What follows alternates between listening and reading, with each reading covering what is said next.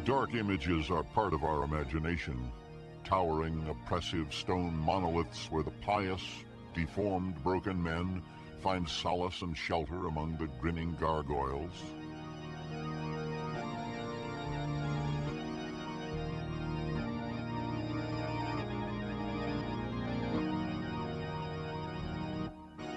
But in reality, Gothic cathedrals are celebrations of the spirit.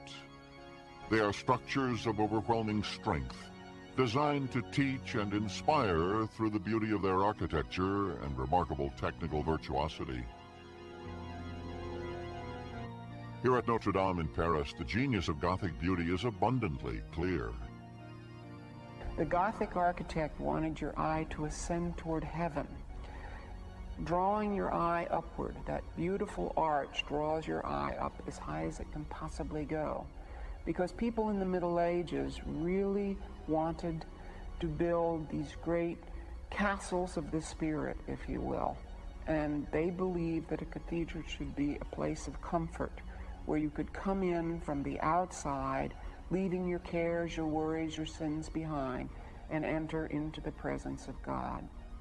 That's what they were trying to achieve in the Middle Ages, was a convergence of heaven on earth. They wanted to build these great cathedrals to the glory of God, to be, if you will, a city of God here on earth. And so there is, in a sense, a convergence. Man is imperfect, but we are created in God's image. And so we do our best to create these beautiful cathedrals to the glory of God in homage to Him. But a cathedral is more than an homage to God. It serves a specific purpose. Its name comes from the Greek word cathedra, which means seat, and a cathedral is a church which houses the seat of a bishop. As a center of church power, a cathedral is also a center of learning and inspiration, demanding an awesome architectural presence which matches its importance. In the 12th century, that was best expressed through an innovative new kind of design called Gothic. Originally, it was a style of architecture that in some minds was thought to be rather bizarre and unusual. Gothic has three basic elements, actually. Number one, rib vaulting. Number two, flying buttresses. And thirdly, and in some ways the most important, the pointed arch. The concept was a radical departure from early Roman churches, which were small castle-like structures with small windows and massive walls. Instead, a Gothic cathedral began with an ambitious floor plan called a cruciform, resembling the shape of the Christian cross. Because great height would eventually rise from this design, construction efforts began with a solid foundation. Layers of stone blocks set 25 feet into the earth to support the building's great weight. Each block needed to be perfectly level and aligned or the entire structure could collapse, as was the case in Beauvais, France, where the pieces of a 1284 AD cathedral which fell during construction are a haunting reminder of imperfect masonry. Today, only a section of the building remains, too heavy and cumbersome to be disassembled and rebuilt as intended. It might appear that grand granite pillars are providing a cathedral's structural support, but actually it is the walls which hold the building up. In earlier times, this would necessitate very thick and solid sides, but the Gothic aesthetic demands an innovation never before possible in giant structures. Enormous expanses of glass embedded in the walls to shower the inside with a holy light. Cutting away sections of the stone walls, however, reduced the overall stability of the building. The solution was an ingenious 12th century notion to support or buttress the construction. Traditionally, a building's roof is supported by its walls. In early structures, entrances into a building evolved into arches and load-bearing columns. But as wooden roofs were replaced by fireproof stone ceilings called vaults, walls became thicker to support the increased weight and resist the outward thrust. In a refinement of the principle, the downward weight of the ceiling was directed to specific points over the columns, which were thickened for the additional load. The result was a building which resembled a ribbed skeleton, and it allowed the walls to be opened even farther for larger windows. But as cathedrals grew larger and taller, the structure's weight inside and the force of the wind outside increased. To counteract these two unstable forces without thickening the walls and reducing the size of the windows, additional support was placed outside the interior space. The result was a row of buttresses connected to the walls by stone arms called flying buttresses. Here, the downward thrust of the ceiling pushes against the wall, then travels across the expanse of the flying buttresses and is channeled through the outside buttress columns to the foundation below. Most buttresses are topped by an ornate pinnacle. These festive stone designs are not simply to enhance the beauty of the structure. It is their weight which helps the buttresses perform their task. We ended up with very thin, very tall, very thin walls, which were made of stones piled up. So the buttresses stopped the whole building from pushing out and the vault falling. A vault is the architectural name for the unique ceiling construction of a Gothic cathedral and part of the genius behind its design. First, temporary wooden centerings are mounted on scaffolding. Then cut stones are laid in place from the bottom up and mortared together, though it is their own downward weight which keep them firmly set together. Finally, a keystone completes the assembly, so when the temporary centering are removed, only the stone frame of the ceiling remains. The expanse of the vaulting within the frame begins with a webbing of very lightweight stone mortared together with a layer of wood planking underneath. Once the mortar is set, a 4-inch layer of concrete is poured over the entire area to stabilize the structure. The process is simply repeated until the entire ceiling area has been completed. And because the building and its ceiling are primarily made of stone, there is little chance of fire damage, a primary concern in an age when most secular buildings were made of wood. I think you could say that it is an act of faith. It has to do with gravity. It has to do with the thrust of weight. When you build a Gothic cathedral, you start at the bottom, laying stone upon stone, course upon course, and then you pray.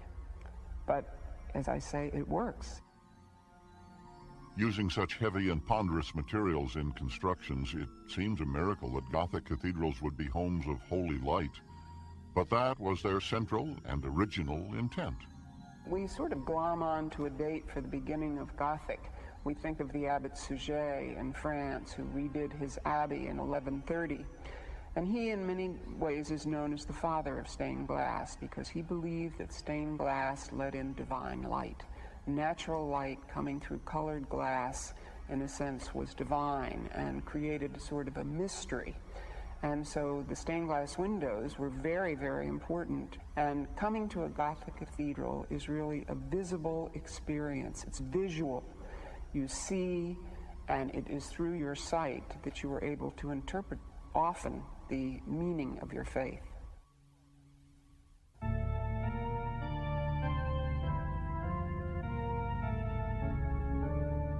Religion acts on faith, and sometimes faith is bolstered by relics, objects believed to have been handled by saints, or even decaying pieces of the saints themselves.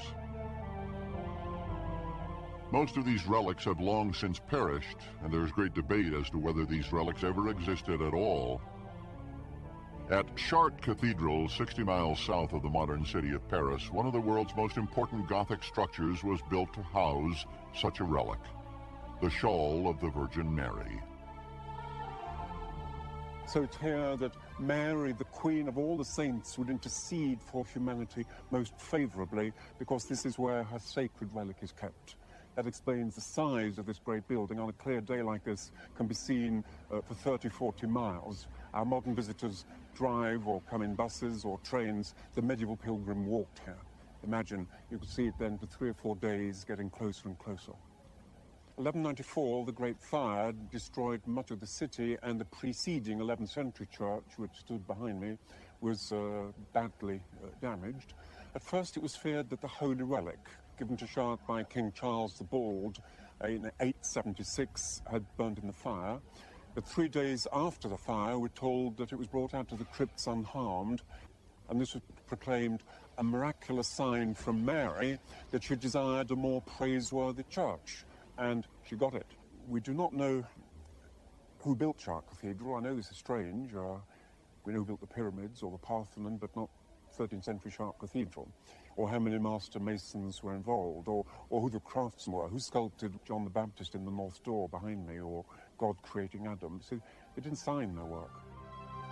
What is known about the construction of Chartres are the people who helped fund the effort. The giant stained glass windows acknowledge local merchants who sponsored the art. Instead of their names, they are identified by images of themselves performing the crafts which raised the money. Like all Gothic cathedrals, the exterior design of Chartres is meant to be an illustrated history for the faithful who were unable to decipher the written word. Instead, three-dimensional figures depict great theological notions. Thousands of details, tens of thousands, in fact, in the sculpture on the outside. In fact, we can read Chartres Cathedral like a book. It's a long story. The beginning is behind me. The creation cycle, the story of Adam and Eve, and paradise was lost. In the outer archivolts of the central bay of the north door, where we're standing, 2 archivolts. On the outside, God creates, and on the inside, the things that are being created. So if you start at the bottom, God created, and there are inscriptions in Latin, created the heaven and the earth, meaning God created all things. The first day is the second up. God created the day and night. Night is blindfolded. Day leads night by the hand. Note they're personified. Next, God separated the firmaments and created fire, earth, water, and air. Next, he created the plants, then the sun, the moon, and the planets, then the birds and the fish, and when you come to Chartres, I should add, including pigeons. Next, God created the animals. You might see a lion. Then some more trees, the Garden of Eden, sometimes referred to as Salem. American audiences will know that word. Many American towns are named Salem, Jerusalem, Salem, Shalom. Word means peace. So the Garden of Eden was a place of peace. Then a very remarkable detail, difficult to find when you come to Chartres, but the very top on the outside, God creating Adam. Adam is kneeling with his head on God's knee, and God is caressing Adam's head gently, or it's like a divine potter fashioning Adam's head out of clay. It is a mistake to consider the iconography of a Gothic cathedral as intimidating and moralistic storytelling. There is a lightness and joy to the figures which has been lost to the ages. Originally, these exterior sculptures were hand-painted in bright luminous colors. Over the years, the paint has worn away, and later generations have become more accustomed to the gray figures we see today. Perhaps the most striking features of Gothic cathedrals are the architectural devices used to divert rainwater from the roof away from the sides of the building. They are called gargoyles, and their hollow form is a funnel which allows water to spill from their mouths with a distinctive gargling sound. A gargoyle, strictly speaking, comes from the word gargouille in French. Gargouiller is given as in English gurgle and gargle, water, you see. So a gargoyle is a waterspout. You can see others around the building. Many Gothic cathedrals are also festooned with grotesques, equally hideous creatures who both frighten evil spirits away from the sanctuary and peer longingly at the pious congregations below. Grotesques serve no practical function, yet they exert a powerful hold on the imagination of most people who visit Gothic cathedrals. Their exaggerated expressions mirror our ecstatic love of God. Their sad countenance speaks to our sense of humility before a higher power. Their melancholy postures remind us of how far we have strayed from the Garden of Paradise.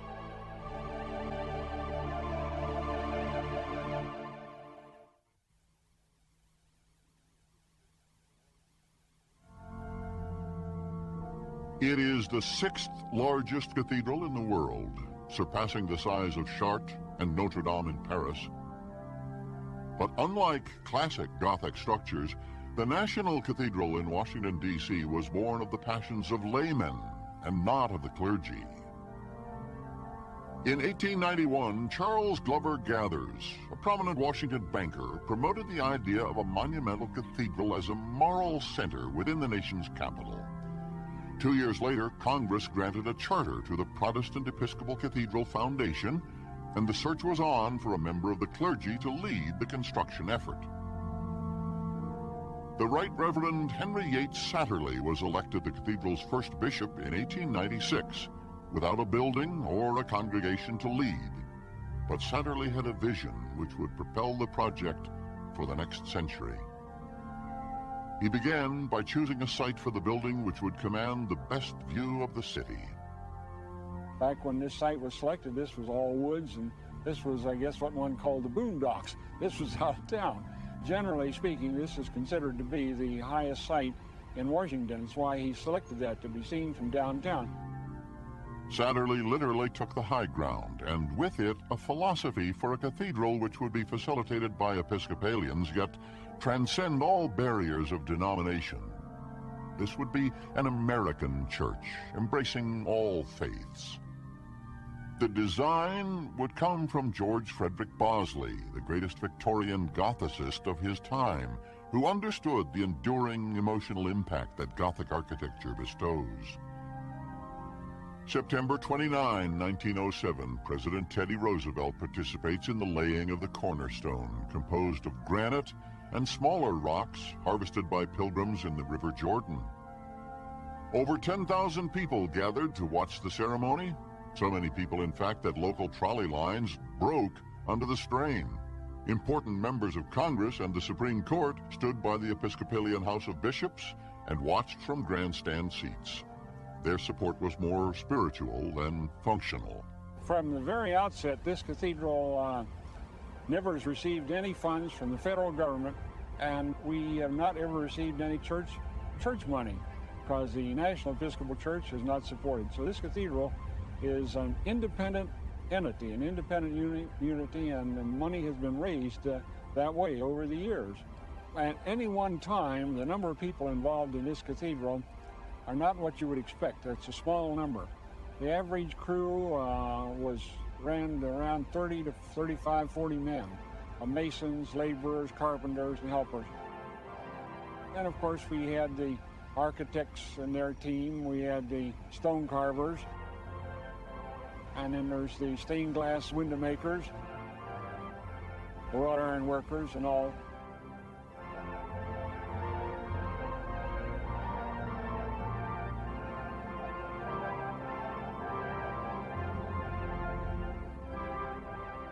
The mechanics of building a Gothic cathedral have not changed in over 900 years.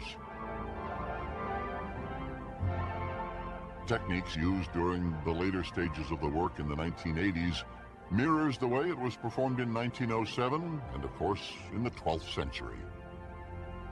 We still are laying the stones in a full bed of mortar using pretty much the traditional tools, the trowels, the hammers, the mallets.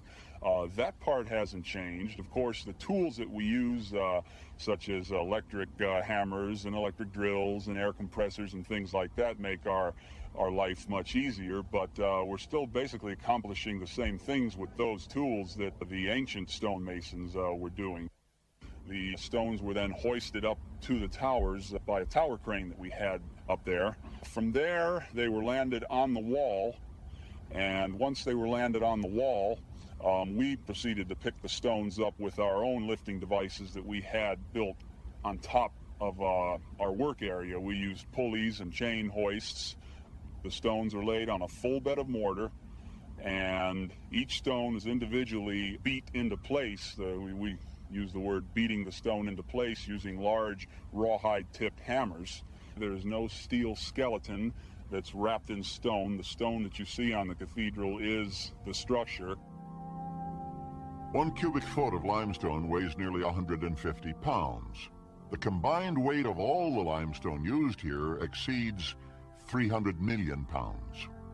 But limestone is a porous material, and like classic European cathedrals, gargoyles are a key structural element to protect the rock from moisture damage. Our cathedral is made of limestone, and so it's a porous stone, and it will retain moisture. So the gargoyles and grotesques prevent this moisture from seeping into the walls. Perhaps the most dynamic Gothic influence on the cathedral can be seen in the stained glass windows, more than 100 of them. And there was a point at which God said, "Let there be light." And this window tells that story in a very modern, abstract way, with pieces of stained glass made not just of flat glass, by the way, but made of faceted glass, picking up the light from many different angles, so that all times of the day, in all climates, all types of weather, you have this beautiful jewel-like quality of that window, which reflects itself down the entire nave of the cathedral. A window is made first from the inspiration of the artist. Then he actually prepares the window in panels and often is assisted by a fabricator who is an expert on doing just that. The execution of the window takes quite a while, but the actual installation can be done in a short period of time. We want our pilgrims, if you will, to know that this cathedral represents the times in which you and I are living today, the 20th century. And a window which does this very well is the space window. In that window is a very special piece of rock, brought from the surface of the moon. So that in itself is a reminder. In that window it says, "Is not God in the height of heaven?" Those words were spoken originally by Job in the Bible and repeated by Neil Armstrong as he orbited the moon. The bell tower is officially known as the Gloria in Excelsis Tower. It rises in the sky 301 feet. It has 2 sets of bells in it. It has a 53-bell carillon, which is played by a carillonneur.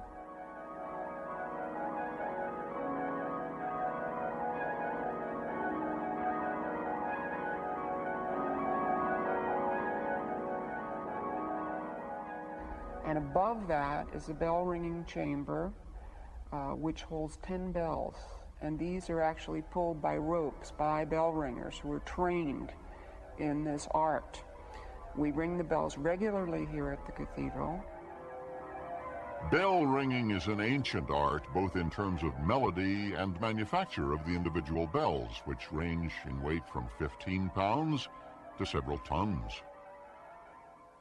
Bell makers begin with a clay model of the proposed shape, then cover it with a thick layer of wax whose depth matches the dimensions of the finished bell.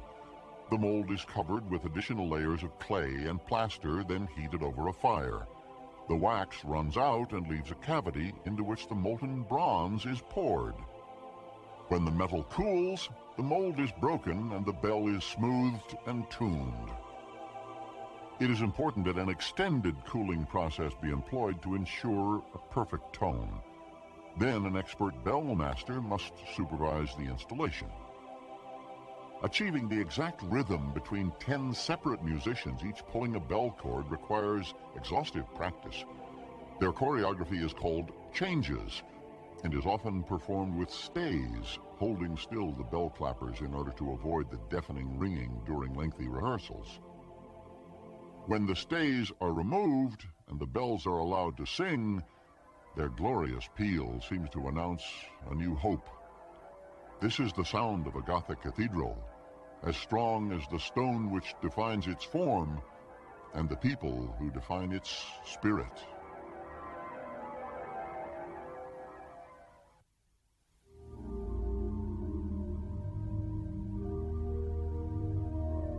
The secret to carving stone is to imagine the beautiful figure trapped in the rock and have the compassion to set it free. Over the last 4 decades, Vincent Palumbo has dedicated his artistic compassion to the glory of the National Cathedral. Tricks of the trade. We call in Italian, we call il tocco da maestro. So that's how we build the cathedral, chiseling away little by little. All of a sudden, You see, well, we did that. Well, we did that.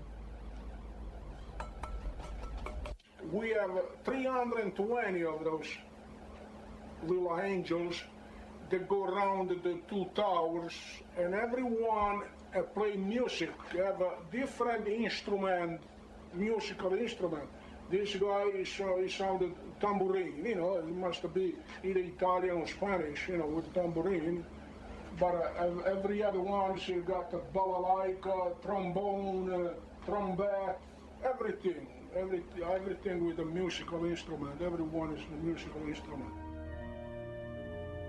Somewhere under the din of steel and stone, there is a music Vincent hears, an inspiration, a revelation, a lyrical prayer which is articulated through the rhythmic process of his hand-wrought art. I got a tool, see, we have a tool is more like this. Look at this. This, my father used this tool. This specific chisel, my father used this. I have a tool, so my grandfather used it. So that's traditional. But you need hundreds of tools besides you, because you're doing something all of a sudden, you know, you need that shape. Look around and use that. My father, he died over here while he was working at the cathedral, so not for accident, for natural cause, but he was work here when he died. So that's one of the reasons I stay so long here at the cathedral, you know, because it's sentimental reason. In so many years, in 34 years, I have other requests, you know, but I was not interested. My life has been here at the cathedral. Now you're looking at it, I'm the only one left, you know. Carving needed to be done because that's the way we're going to complete the cathedral. The cathedral is finished, but it's not complete. We got another maybe 60 or 70 years of carving to do, at least. To the casual observer, a Gothic cathedral appears to be built of stone, adorned with iron, and punctuated by the hard crystal colors of stained glass. But the sculpted textures of Vincent Palumbo, embedded in its form, suggest a structure assembled from stronger materials. The spirit of the human's passionate longing to celebrate the glory of God. You work so long, you feel you are a part of the building. That's how it is. It's a beautiful building.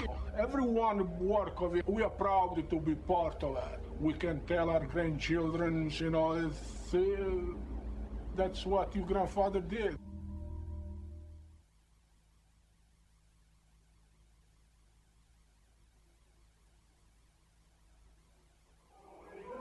Cathedrals are like glorious machines which drive the mechanics of the faithful. Their magnificent height and holy light are more than expressions of awe. The structure's exuberant spirit reinforces the sense of holiness within ourselves. That is its function. The performance test of a cathedral is its resonance in the community. The National Cathedral is a living legacy of profound impact upon the character of Washington, D.C. and the nation. Although facilitated by Episcopalians, the Gothic structure has also been a temporary house of prayer for 2 synagogues and hosts services for the Greek Orthodox Church, Baptists, Roman Catholics, and Charismatic.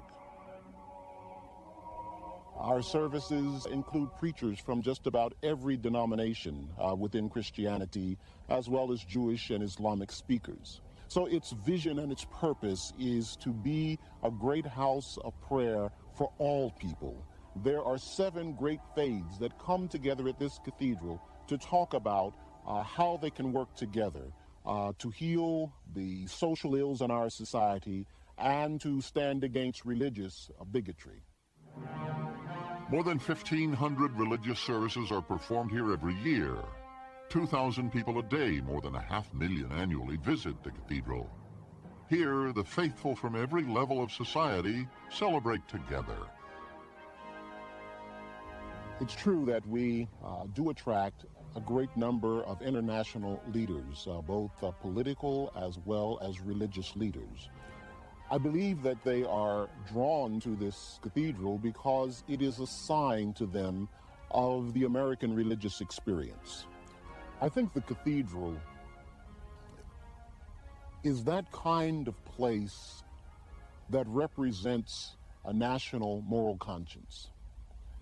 When musicians against nuclear arms needed to speak out against growing atomic stockpiles in the 1970s, it was here they sponsored a performance by Leonard Bernstein, which focused public attention on the situation.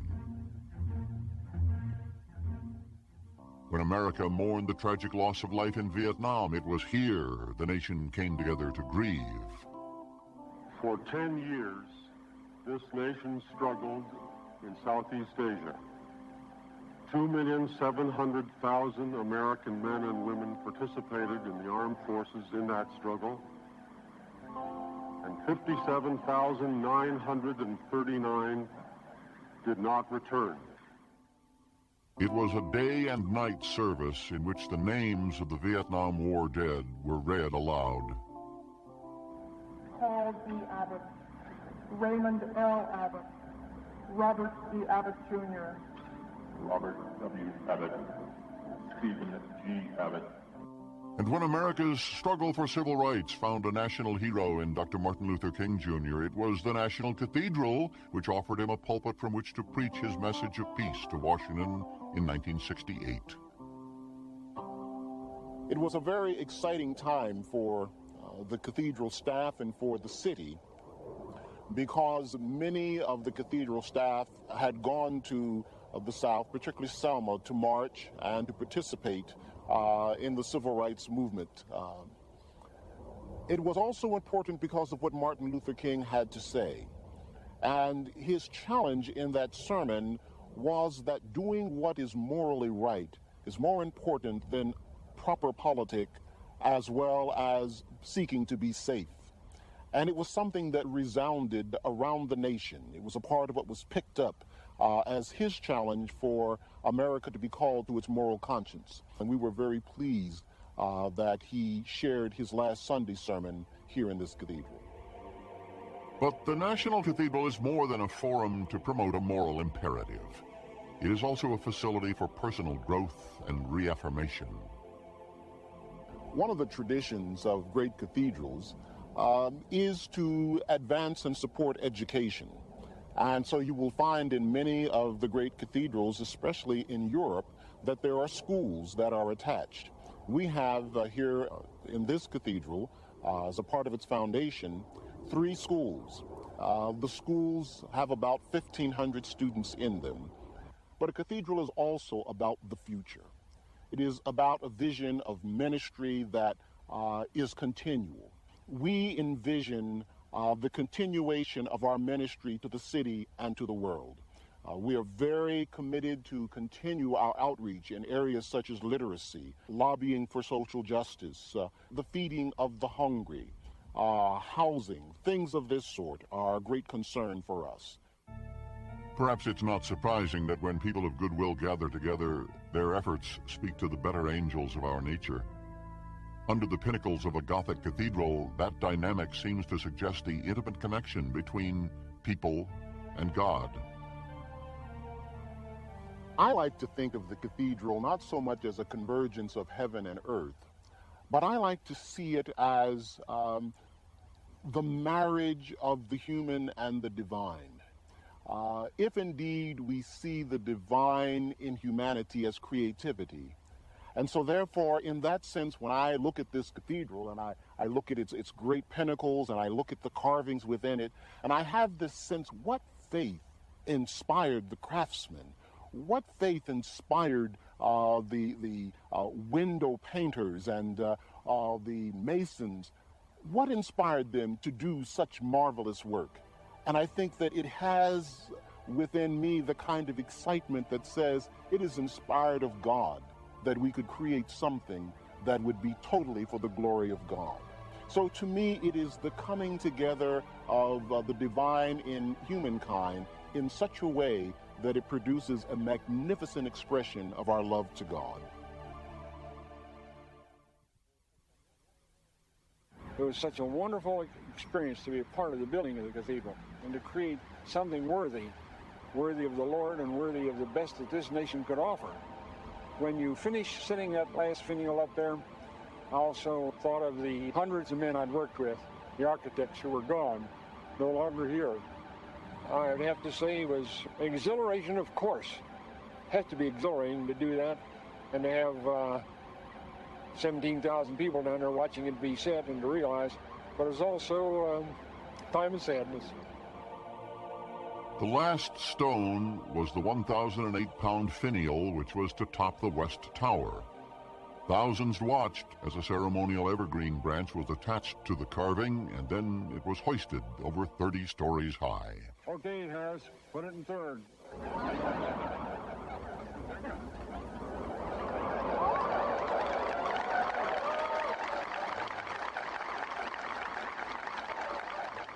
The day that the cathedral was completed, I was here. There was almost a hush in the crowd when the stone was put in place, because it truly was a part of man's creation, and yet there was a quality about it that had a certain mystery to it, because here was the completion of a dream of thousands of people, not only people who had come to visit, but those artisans who had been very much a part of it.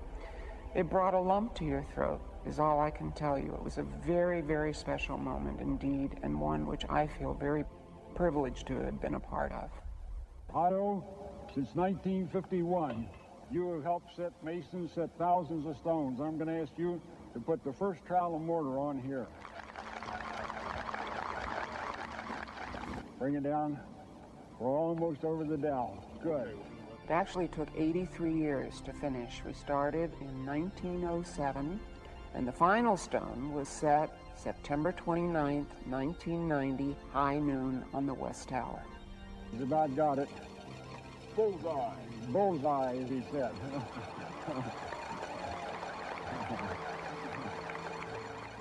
It was a very special day. It was the cathedral's birthday, which made it all the more special, and it was probably the greatest party this cathedral has ever had. With God's help and guidance, the fabric of this cathedral church of St. Peter and St. Paul is completed.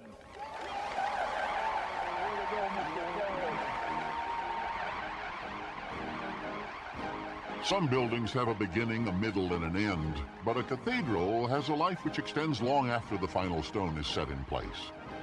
At the National Cathedral, this ceremony was a commencement and an opportunity to reflect on how this Gothic structure has influenced the 20th century.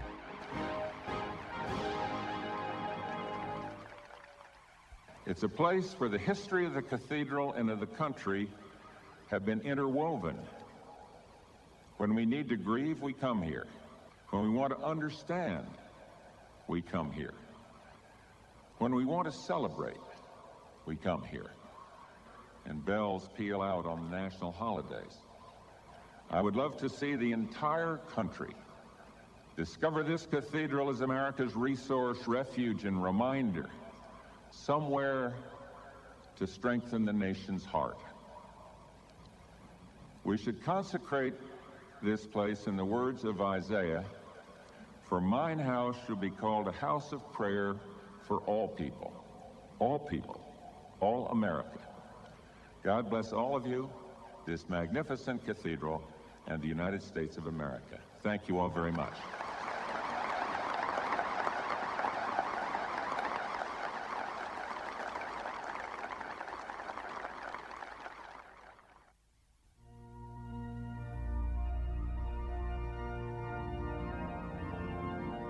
Humankind's most enduring work could never match the infinite grace and resolve of the holy magnificence a cathedral celebrates. 20 years ago, long before the National Cathedral was completed, restoration efforts began. Well, the cathedral was completed in 1990, but of course it was begun in 1907. That's 83 years of construction. So what we've got on our hands now is a brand new building on the west end and an 86-year-old building here on the east end. And there's an awful lot going on in between. So in 1982, we started the first preservation work. Well, what you're looking at on top of that finial is a type of algae that grows on limestone. And that's a naturally occurring phenomenon as these algae and lichens grow on limestone and actually feed on the stone, the salts and the nutrients in the limestone. People think that stone is forever, but it wears and it weathers. When I came here, I thought that lead roofs were good for a couple of 100 years. Well, they were until the internal combustion engine. And it's this traffic on Wisconsin Avenue out here right now and the pollution that's eating this cathedral alive. It's just eating it. An example of the way limestone begins to deteriorate is right here. What you're looking at are fossil fragments in the limestone. Of course, limestone is made up of shell particles and different fossils that have compacted over the years. And what you see here is a large fossil fragment.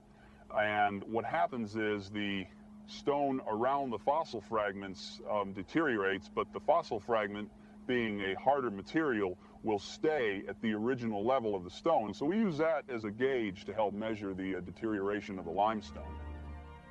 Like faith itself, a cathedral requires care and nourishment. Its maintenance is an act of constant rededication, a special kind of prayer which is spoken through the workers' hands. What the masons are doing now on that scaffold is very carefully cutting out any deteriorated mortar that they see between the stones and replacing it with new mortar, tucking it into the joint by hand, the way it's been done for centuries. Every stone tells a story. It's interesting to see and think about, you know, what kind of a man, what kind of a mason set these stones that we are now working on. Although the investments in time and spirit were substantial, the financial costs were far less than the great scale of the project might suggest. The total of this cathedral is around 57, 58 million, which is really pretty small compared to the Hoover building downtown or to the price of a bomber today. There's the old fiction started by writers that cathedrals are never finished. Well, I contend that they weren't finished because those who were leading it either lost the spirit, lost the leadership, and didn't have the support or just didn't care. We finished ours, and we hope from that beauty, faith is increased in the many people who come here. 900 years ago, the Gothic ideal illuminated the spiritual revelation that captured the imagination and offered an interpretation of faith which has endured for generations. It is not the cathedral which engenders faith, but as an articulation of spirit, it is a timeless reminder of the glory of God, a glory all creatures carry in their soul. It is holy because we expect to meet God here. It is holy because it calls forth from us true adoration of the Holy One. Here we make the connection between the place of holy assembly and the world. It is meet and right to find God's presence in this place. He is here, not in the stones. He is here in the people of God. His presence encourages us, sustains us in the world.